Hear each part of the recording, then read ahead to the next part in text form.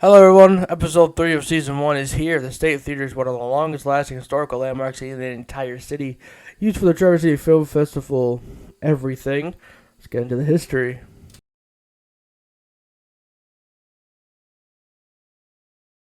Julius H. Steinberg was born on February 18, 1947 in Slovakia, Russian Poland.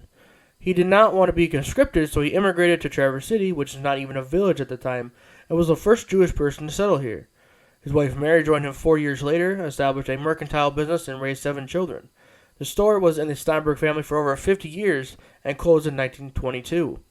In 1891, Julius built the Steinberg's Grand Opera House above his store with an 800-seating capacity at a cost of about $60K or about $2 million today.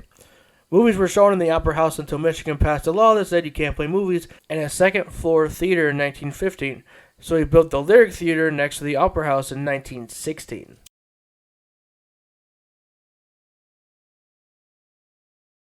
The Lyric's first movie was shown as a silent film called The Iron Strain, starring Dustin Furnham. Ticket prices were 15 cents for adults and 5 cents for kids. On January 17, 1923, the Lyric was destroyed in a fire and reopened December 20th, 1923. The first movie after reopened was Hearts Aflamed, based on the story Timber by local author Harold Titus.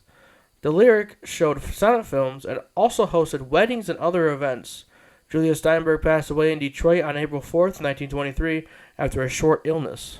In September 1927, Butterfield Theaters took over management of Lyric from the Fitzpatrick McElroy chain. Con Foster held the position of manager of the theater even after the Lyric sold until his death in 1940.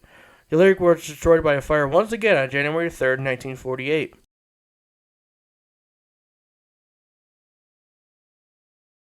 The theater was rebuilt and reopened on June 30th, 1949 with a new name, the State Theater. The first film shown was It Happens Every Spring, featuring Ray Midland and Gene Peters.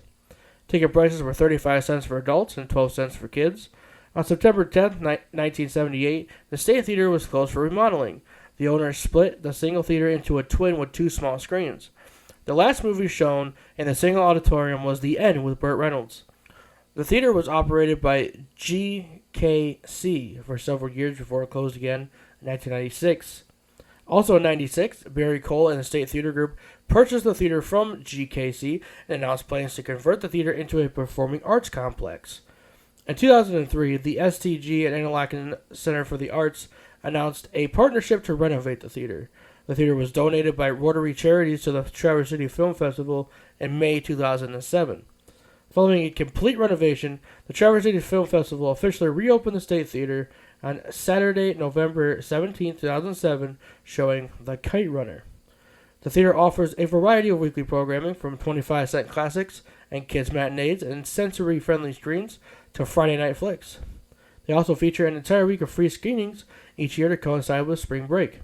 The theater also features twinkling stars mapped to exactly match the stars and constellations of the August night sky of northern Michigan, specifically during the peak of the Perseid meteor shower by Northwestern College astronomy professor Jerry Dobick.